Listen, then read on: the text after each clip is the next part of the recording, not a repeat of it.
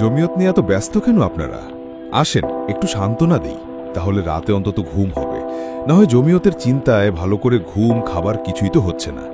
আমার জানা মতে আগামী নির্বাচনে জিতে সরকার গঠনের লক্ষ্যে জামাত চরমোনাই জোটের ৩০০ আসনেই প্রার্থী চূড়ান্ত করার কাজ শেষ। মোটামুটি বলা যায় এই জোট সরকার গঠনের প্রায় দ্বারপ্রান্তে। হাড্ডাহাড্ডি লড়াইয়ে হার জিত তো হতেই পারে, তবে নির্বাচনে যে কোনো শক্ত প্রতিপক্ষকে চ্যালেঞ্জ করার মতো আত্মবিশ্বাসী হয়ে উঠেছে এই জোট, এটা নিঃসন্দেহে বলা যায়। অপরদিকে এই জোট যাদেরকে এই মুহূর্তে সবচেয়ে বড় প্রতিপক্ষ মনে করে, সেই জমিয়ত প্রতিদিন সন্ধ্যায় হিসাব কষতে বসে এ পর্যন্ত কত আসনে তারা হারার জন্য প্রার্থী নিশ্চিত করতে পেরেছে। আমার জানা মতে এ পর্যন্ত জমিয়ত ১৫০-র কাছাকাছি আসনে প্রার্থী ঘোষণা করতে পেরেছে। টেনে টুনে হয়তো আর ২০টা কিংবা ঊর্ধ্বে গেলে আর ৪০টা ঘোষণা করতে পারবে। এর মধ্যে একা নির্বাচন করলে একটাতেও জেতার সম্ভাবনা নাই।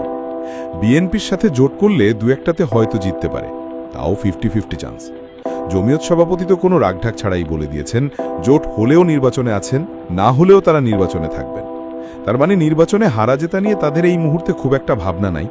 নির্বাচনের মাঠে থাকাটাই এখন তাদের কাছে বড় চ্যালেঞ্জ। অথচ এই জমিয়ত নিয়ে গবেষণাতেই দিন রজনী কেটে যায় ক্ষমতায় যাওয়ার মতো আত্মবিশ্বাসী জোট জামাত চরমোনাই কর্মীদের। কত রকম যে গবেষণা!